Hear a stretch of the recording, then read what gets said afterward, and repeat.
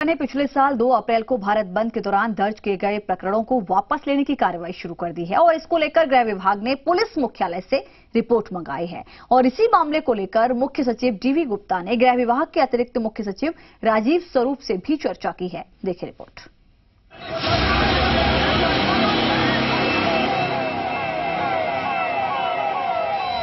बीते साल 2 अप्रैल को दलित संगठनों की तरफ से बुलाए गए भारत बंद के दौरान फैले हिंसा के मामले में 321 मामले दर्ज किए गए थे।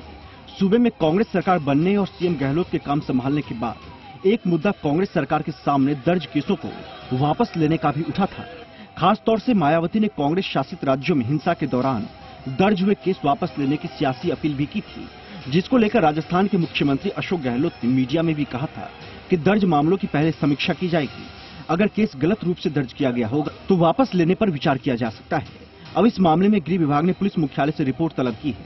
इसको लेकर मुख्य सचिव डीवी गुप्ता ने गृह विभाग के अतिरिक्त मुख्य सचिव राजीव स्वरूप से भी चर्चा की है।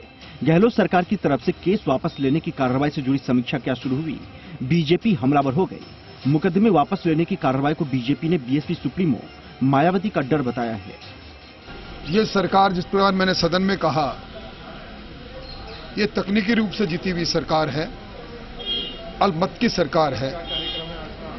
जो निर्णय भारतीय जनता पार्टी ने पूर्व में कर लिए थे, उन्हें निर्णय की पुनरावृत्ति करके और मायावती जी से डर के एससी एसटी के मुकदमे को वापस लेने की बात कर रही है। जन घोषणा पत्र हम भी देते हैं, चुनाव में हम भी, लेकिन कभी उसमें टाइम बाउंड नहीं डालते। ये पहली बार ऐसा है जिन्होंने कहा कि हम सभी प्रकार के कर्जे 10 दिन में माफ कर देंगे। तो स्वाभाविक है 10 के बजाय आज 1 महीना और 1 दिन हो गया।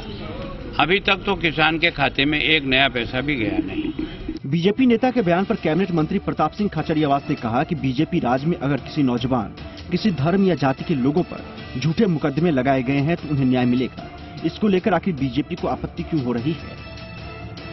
बीजेपी के तमाम नेताओं के मुकदमे वापस ले लिए, तो ये एक प्रक्रिया है जिसमें यदि कहीं पर जुल्म हुआ है पिछली सरकारों में तो ऐसे प्रक्रिया चलती रहती है। यदि कहीं भी कांग्रेस की सरकार को लगेगा कि पिछली सरकार ने बदनीतिपूर्ण किसी के ऊपर भी मुकदमे लगाए तो उनके साथ न्याय होगा, क्यों नहीं होगा। आपको बता दें कि मायावती ने पिछले दिनों ही ये कहा था कि राजस्थान और मध्य प्रदेश की कांग्रेस सरकार भारत बंद के दौरान SC/ST समुदाय के लोगों पर दर्ज किए हुए केस वापस ले। ऐसा नहीं करने पर दोनों सरकारों को दिए समर्थन पर विचार किया जाएगा।